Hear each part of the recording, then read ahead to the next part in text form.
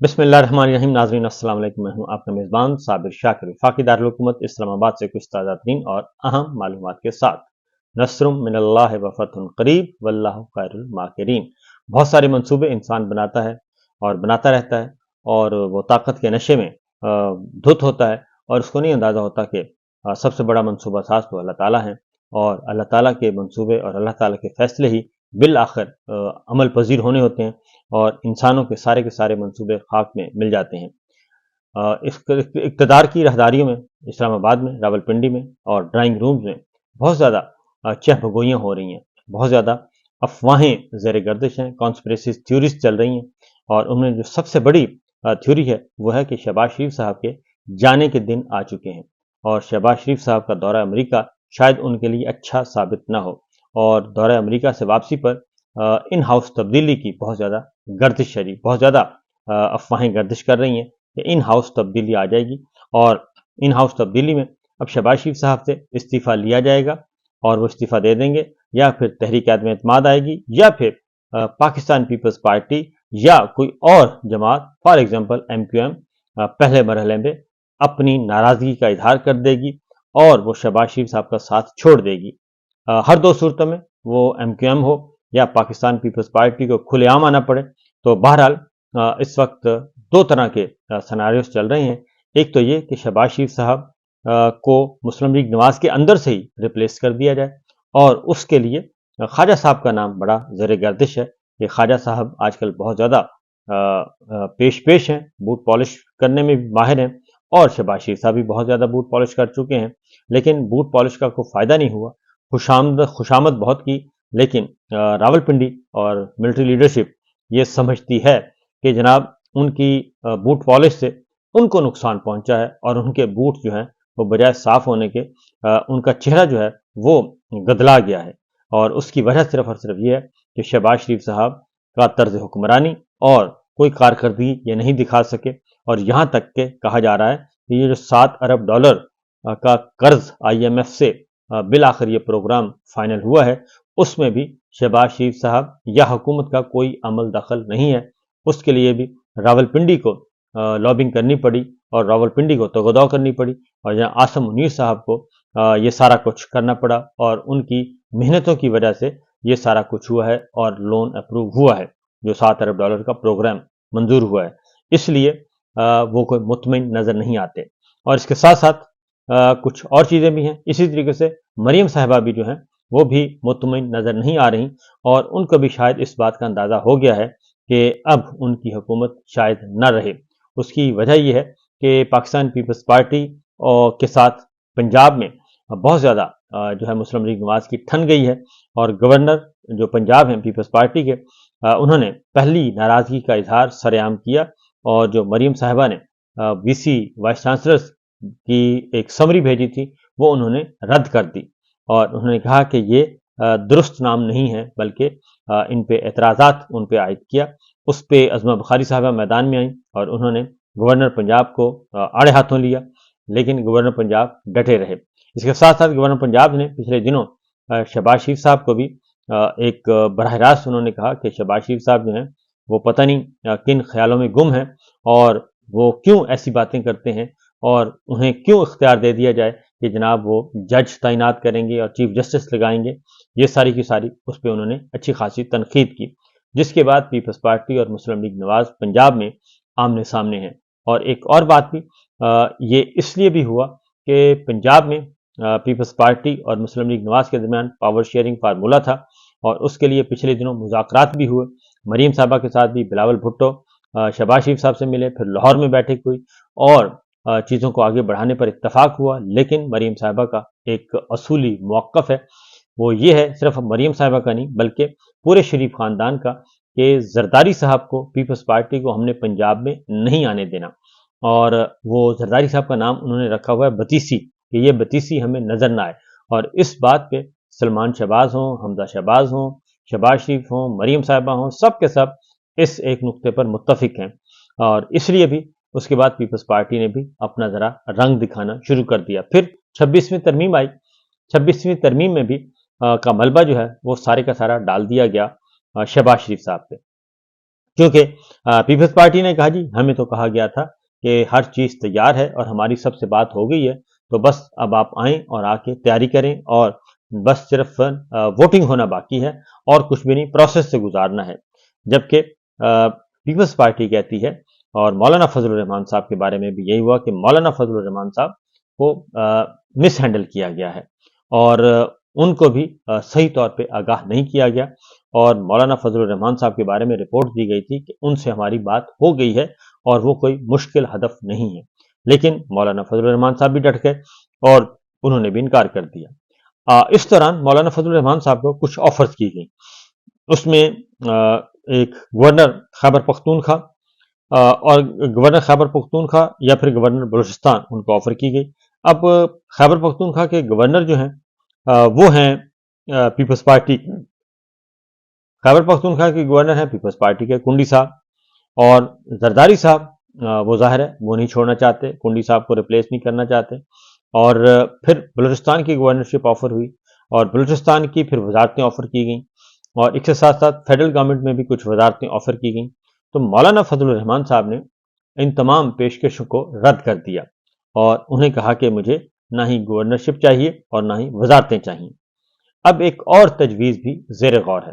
اور وہ یہ شرارت کی ہے مسلم لیگ نواز نے۔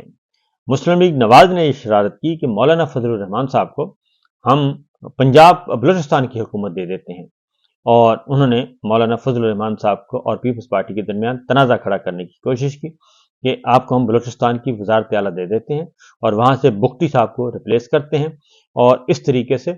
سندھ پیپلز پارٹی کے پاس ہے، پنجاب مسلم لیگ نواز کے پاس ہے، سینٹر میں ہم سب ایک ہیں، اور بلوچستان جو ہے وہ مولانا کو وہاں پہ ایڈجسٹ کر دیتے ہیں، اور اس طریقے سے بلوچستان کی حکومت وزارت اعلیٰ جو ہے وہ مولانا صاحب کے پاس ہوگی، باقی کولیشن گورنمنٹ مل کے چلائیں گی۔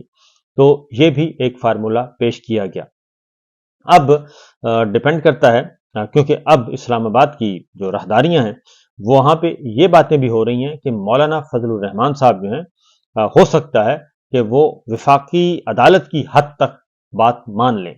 اور کچھ لیکن پیپلز پارٹی جو ہے وہ بھی یہ بات ماننے کے لیے تیار ہے کہ وفاقی عدالت ہونی چاہیے، کیونکہ بلاول بھٹو نے جو 2 دن پہلے تقریر کی اور اس میں چیلنج کیا کہ ہم ہر صورت میں وفاقی آئینی عدالت بنا کر دم لیں گے،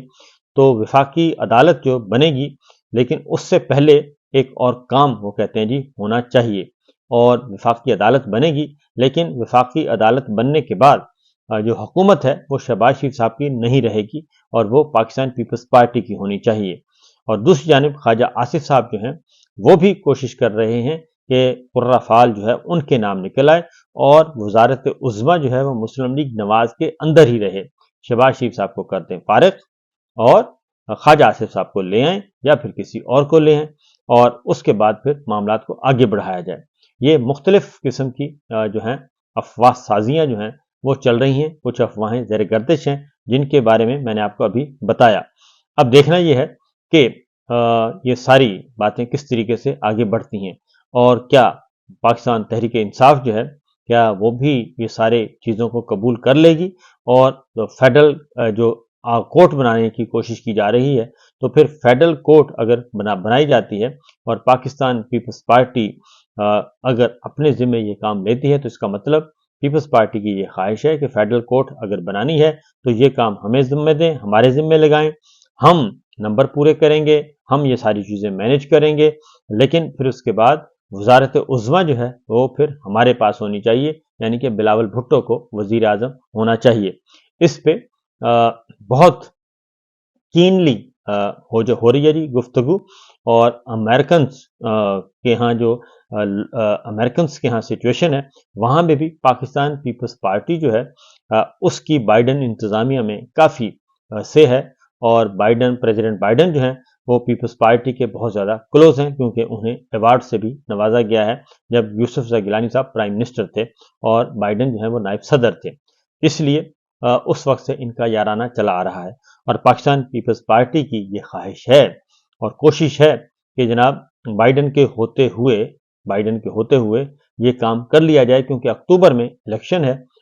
نومبر میں امریکن پریزیڈنشیل الیکشن ہے، اور اس میں اگر ट्रंप आते हैं या कोई भी दोबारा डेमोक्रेट्स आते हैं, कमला हारिस आती हैं, तो फिर भी उस सूरत में भी पीपल्स पार्टी का ख्याल है कि हम अमेरिकन को मैनेज कर लेंगे, और ट्रंप आने के, अगर ट्रंप आ भी गया तो भी हम हमारी जो वहाँ पे पोजीशन है अमेरिका में वो हमारी बेहतर होगी। इसलिए बाइडन के होते हुए ही इन हाउस तब्दीली करके हमें ये जिम्मेदारी सौंप दी जाए पाकिस्तान पीपल्स पार्टी को, ताकि हम मामला को आगे लेकर बढ़ें। और अभी देखना यह है, इसी तरीके से जो DGISI की तब्दीली हुई है उसमें भी इत्तलात ये हैं कि जो नवाज शरीफ साहब चाहते थे जिन साहब को DGISI बनाना, वो पूरी नहीं हुई और वो साहब DGISI नहीं बन सके, और जन आसिम मुनीर साहब ने इस मामले में अपना वीटो पावर इस्तेमाल की है, और जनरल आसिम मलिक को जो लगाया है ये खालिसतन जनरल आसिम मुनीर साहब की अपनी सवाबदीद और अपनी पसंद है। क्योंकि 30 सितंबर को नए DGISI जो हैं वो अपनी जिम्मेदारियां संभाल लेंगे, लेकिन उससे पहले ही एडजुटेंट जनरल के तौर पर जनरल आसिम मलिक जो हैं वो आर्मी चीफ के साथ बराह रास्त हैं, और जनरल आसिम मलिक को तकरीबन जुलाई में ये बता दिया गया था जनरल आसिम मुनीर साहब की तरफ से कि आप रिप्लेस करेंगे नदीम अंजुम को, और इसलिए उनका बहुत अच्छी तरीके से जनरल आसिम मुनीर साहब के साथ अंडरस्टैंडिंग और एक डिस्कशन अच्छी खासी तवील अरसे से चल रही है। और अब जबकि जुलाई, अगस्त और सितंबर 3 महीने गुजर चुके, अब 3 महीनों के बाद जनरल आसिम जो हैं वो बाकायदा तौर पर DGISI बन जाएंगे और 30 सितंबर को अपनी जिम्मेदारियां संभालेंगे, और अक्टूबर में ये सारी जो चीजें हैं ये अमल पजीर होनी है अक्टूबर के अंदर अंदर। अब देखना यह है कि ये सारी इसी नौयत की इसी तरीके से मामला आगे बढ़ेंगे। क्या मौलाना फजल रहमान साहब जो हैं वो मान चुके हैं, क्योंकि कल जो उन्होंने गुफ्तगू की है मीडिया के सीनियर पर्सन्स के साथ, तो उन्होंने असूली तौर पर इस बात पे इत्तफाक किया है कि वो फेडरल कोर्ट के हामी हैं, लेकिन किसी ज़ात या किसी शख्सियत के लिए नहीं होनी चाहिए, और ना ही वो एक्सटेंशन के खिलाफ हैं, लेकिन एक्सटेंशन के बिल्कुल खिलाफ हैं, लेकिन ज़रूरत के तहत एक्सटेंशन हो सकती है और उस ज़रूरत का जायज़ा लिया जाना चाहिए। तो मौलाना फजल रहमान साहब ने कल हर तरह की गुफ्तगू कर दी है और एक लचक का मुजाहरा किया है, जिसके बाद इस बात का भी गुमान किया जा रहा है कि हो सकता है मौलाना फजल रहमान साहब जो हैं वो राम हो जाएं, और राम होने के बाद मामला जो हैं वो पीपल्स पार्टी के जरिए से मामला हल हों। तो बहरहाल बहुत सारी बातें ज़ेर गर्दिश हैं, देखना यह है कि इनमें से कौन सी बातें हकीकत का रूप धारती हैं और कौन सी बातें नहीं, लेकिन अक्टूबर जो है बहरहाल वो एक तब्दीली का महीना करार दिया जा रहा है कि अक्टूबर में तब्दीली आनी है। इसीलिए शायद नवाज शरीफ साहब, मरीम साहबा जो हैं वो लंदन जाना चाहते हैं, और 2-3 हफ्ते इस सारे क्राइसिस के दौरान वो लंदन में बैठ के वो समझते हैं कि डोरें ज़्यादा अच्छे तरीके से हिला सकते हैं, और अगर किसी की तनाबें खींचनी है तो वो लंदन में बैठ के खींची जा सकती हैं। देखिए क्या होता है। फिल वक्त इतना ही, इजाज़त दीजिए, अल्लाह हाफिज़।